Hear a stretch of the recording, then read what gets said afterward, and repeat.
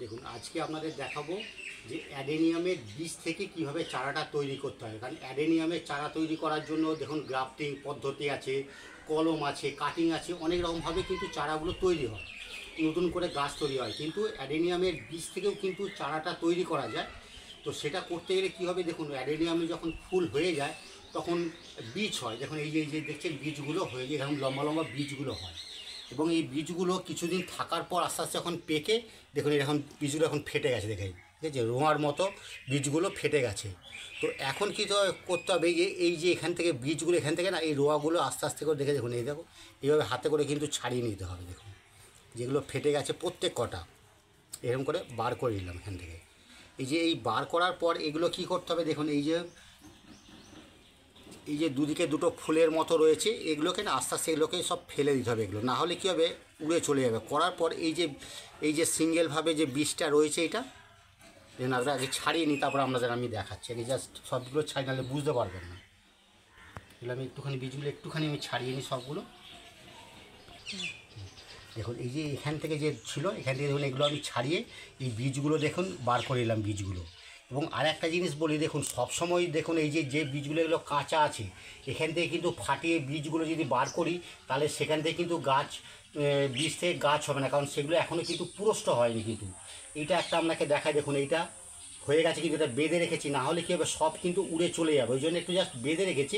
এগুলো পেকে গেছে, এইটা দেখুন একটুখানি মুখটা একটুখানি দেখুন ফাটছে মুখটা, তার মানে এগুলো যখন সম্পূর্ণ পুরষ্ট হয়ে যায় বীজগুলো তখন কিন্তু এইভাবে দেখুন কিন্তু ফেটে যাবে, এরকমভাবে ফেটে বেরিয়ে গেলে তারপরেই কিন্তু এই বীজগুলোকে সংগ্রহ করতে হবে এবং সেই বীজগুলো বসালে কিন্তু তবেই কিন্তু গাছ হবে। আমরা যদি মনে করেন না এই যে কাঁচাগুলো রয়েছে এখান থেকে বীজগুলো ছাড়িয়ে নেবো, তাহলে কিন্তু সেই বীজগুলো থেকে কিন্তু বসালে কিন্তু কোনোরকমভাবে কিন্তু চারা কিন্তু বেরোবে না।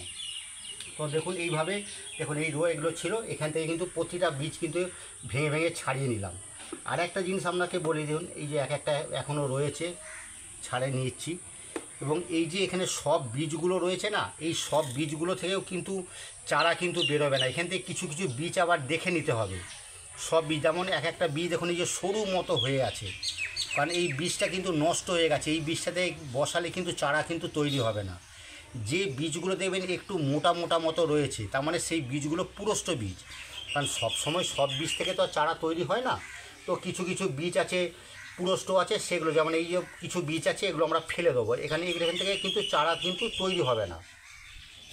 তো এই বীজগুলো নেওয়ার পর দেখুন আমি একটা টব নিয়েছি মাটির, তো টব নিয়েছি, এখানে কিন্তু মাটির মধ্যে এগুলো কিন্তু বসানো, মাটির মধ্যে বসালে অনেক সময় কি হয় যে মাটিটা শুকিয়ে শক্ত হয়ে যায়, তো বীজগুলো কিন্তু বেরোতে পারবে না। ওই জন্য কী করেছি, হয় গোবর সার নাহলে প্লেন ভার্মির কম্পোস্ট, যে কোনো একটা জায়গার জিনিস সার নিলেই কিন্তু হয়। তো আমি কিন্তু সম্পূর্ণ একটা গোবর সার নিয়েছি, পুরনো যে গোবর সার ছিল সেই গোবর সারগুলো কিন্তু আমি এর মধ্যে নিয়েছি। তো নেওয়ার পর আমি কী করছি, দেখুন এই যে বীজগুলোকে এরমভাবে লম্বা লম্বাভাবে এরম করে পুঁছে, একদম কিন্তু মাটির একবারে ভেতরেই কিন্তু বসাবো না, তাহলে কিন্তু বীজগুলো কিন্তু বেরোবে না। জাস্ট ওপর ওপর কিন্তু বীজগুলোকে এরমভাবে কিন্তু বসিয়ে দেবো, প্রতিটা বীজকে দেখুন এরমভাবে নেবো আর এরমভাবে কিন্তু বসিয়ে দেবো বীজগুলো। দেখুন একটুখানি ছাড়া ছাড়া করে, কারণ একবারে পাশাপাশি গায়ে গায়ে বসাবো তাহলে কিন্তু একটা সঙ্গে আর একটা গাছ লেগে থাকলে কিন্তু গাছগুলো অনেক সময় দেখবেন গাছগুলো বেরোবে না। ওই জন্য জাস্ট একটু ফাঁকা ফাঁকা, মানে একদম যে ঘন ঘন মানে বসা যাবে তাও না, আর বেশি ফাঁকা দরকার নেই, মানে কারোর সঙ্গে যেন কারোর টাচ না হয়ে থাকে। কারণ পরবর্তীকালে যখন এই গাছগুলো বেরোবে তখন একটা তুলতে গেলে কিন্তু আরেকটা গাছ উঠে যাবে, নষ্ট হয়ে যাবে। তো এইভাবে প্রতিটা বীজকে কিন্তু আমি বসিয়ে দিলাম, কারণ এই যে দেখুন এতগুলো বীজ যে বসাচ্ছি সব গাছে কিন্তু চারা কিন্তু বেরোবে না, কারণ কিছু কিছু চারা বীজ আছে যেগুলো উপর থেকে অত দেখে বোঝা যায় না, কিন্তু ভেতরগুলোও কিন্তু ফোপড়া হয়ে থাকে, কারণ সবসময় সব বীজ থেকে বেরোয় না। তো এতগুলো বীজ বেরোলাম, দেখা যাবে এখান থেকে হয়তো গোটা দশেক চারা হয়তো এখান থেকে বেরোবে। তো এটা বসাবার পর আস্তে করে কিন্তু একটুখানি একটু সব যা ঢেকে দিলাম একটুখানি, দেখুন একটু জাস্ট বীজগুলোকে একটুখানি ঢেকে দিলাম। এবারে জল যখন দিয়ে দেবো তখন একদম মাটির সঙ্গে আর একটুখানি চেপে কিন্তু বসে যাবে। তো এগুলোকে দিয়ে দিলাম, দেওয়ার পর অল্প করে কিন্তু এতে আমি জলটা দেবো, দেখুন এরকম করে ছিটিয়ে ছিটিয়ে জলটা দেবো, ওখানে এরকম করে জল যদি ঢেলে দিয়ে দিই তাহলে কিন্তু বীজগুলো কিন্তু এদিক ওদিক ঢুকে যাবে, বেরিয়ে যাবে, নষ্ট হয়ে যাবে বীজগুলো। ভালো করে বীজগুলো দিলাম। আর যেটা বীজ একটুখানি বেরিয়েছিল হাত দিয়ে কী করবো, আস্তে আস্তে আরেকটুখানি জাস্ট চেপে মাটির সঙ্গে ঢুকিয়ে দেবো মাটির মধ্যে, যাতে বীজটা মাটির মধ্যে চাপা থাকে, আর কিছু না। দেখুন সব হয়ে গেল। তো হয়ে যাওয়ার পর এটাকে কিন্তু কোনো রকম কিন্তু ছাওয়া জায়গাতে কিন্তু রাখবো না আমরা, কারণ এটা সম্পূর্ণ যাতে রোদেও রাখবো, না হলে কিন্তু এর জার্মিনেশনটা ঠিক মতো কিন্তু হবে না। ছাওয়া জায়গার মধ্যে রেখে দিলে জার্মিনেশনটা হবে না। এটাকে আমি সম্পূর্ণ রোদে রাখবো, এবং যদি যখন দেখবো যে জলগুলো শুকিয়ে গেছে তখন কিন্তু আস্তে করে হাতে করে জল কিন্তু ছিটিয়ে দেবো, কোনো রকম মগে করে ফুস করে জল রাখবো না। মানে সব সময় আমরা দেখব মাটিটা যেন ময়েশ্চার থাকে, ভিজে থাকে, কোনো রকম যাতে শুকিয়ে না যায়। তাহলে কী হবে, দেখা যাবে মোটামুটি 1 সপ্তাহ 15 দিন পর থেকেই আস্তে আস্তে এগুলো জার্মিনেশন শুরু হয়ে যাবে বীজগুলো। তখন এটা যেহেতু হলো, এটা আমরা কী করবো, একটু রোদের মধ্যে আমরা এটা রেখে দিচ্ছি। আর বাকি যে এই যে বীজগুলো যেগুলো এটা যখন আমাদের তোলা হয়ে গেছে, এটা কী করলাম, কেটে আমরা কিন্তু এখন ফেলে দিলাম। আর এই যে বীজগুলো রয়েছে এগুলো যখন আবার আস্তে আস্তে যখন পাকবে, তখন এগুলোকে তুলে কিন্তু আমরা এভাবে কিন্তু টবে কিন্তু বসাবো। তো এইভাবে যদি আমরা মানে বীজ থেকে চারা তৈরি করতে পারি, তাহলে দেখা যাবে একটা গাছ থেকে কিন্তু আমরা অনেক চারা কিন্তু আমরা তৈরি করতে পারবো। দেখুন আজকে এই বীজগুলো অ্যাডেনিয়ামের যে বীজগুলো আমরা ছড়িয়েছিলাম, তো সেগুলো আজকে 20 দিন সময় লাগলো। দেখুন গাছগুলো ছোটো ছোটো কিন্তু গাছগুলো দেখুন বেরোতে শুরু করে দিয়েছে। দেখুন কিছু বীজ এখানেও বসিয়েছিলাম, কিছু বীজ দেখুন এখানেও বসিয়েছিলাম, তো এখানেও দেখুন ঘন হয়ে গাছগুলো বেরোচ্ছে। তো এই গাছগুলো দেখুন এখন ছোটো ছোটো একদম হয়েছে, জাস্ট দুটো করে পাতা জাস্ট মেলছে।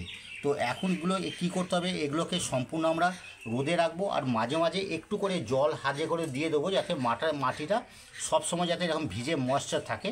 তাহলে কী হবে, আরও যে সকল বীজগুলো যেগুলো দেখুন আছে ছোটো ছোটো এখন বীজগুলো বেরোচ্ছে, এই বীজগুলো থেকে কিন্তু চারাগুলো কিন্তু বের হবে, কারণ সব বীজ তো একসঙ্গে বেরোয় না, আস্তে আস্তে স্টেপ বাই স্টেপ বীজগুলো কিন্তু বেরোয়। তো যখন এই গাছগুলো এখন এই মুহূর্তে কিন্তু আমরা টব থেকে কিন্তু কোনোরকমভাবে তুলব না, কারণ নাড়াচাড়া হয়ে গেলে কিন্তু এই গাছগুলো নষ্ট হয়ে যাবে। যখন এই গাছগুলো মোটামুটি 2 থেকে 3 ইঞ্চি লম্বা হবে, গাছগুলো তখন আর একটু দেখবেন বেশ মোটা হয়ে যাবে, পাতাগুলো বড় বড় হবে, তখন কি করব, এগুলো আমরা তুলে আমরা বিভিন্নভাবে টবে কিন্তু আমরা এগুলো প্রতিস্থাপন করব। এখন কোনো রকম কিন্তু গাছে আমরা হাত দেবো, শুধু জলটা দিয়েই আমরা কিন্তু রেখে দেবো।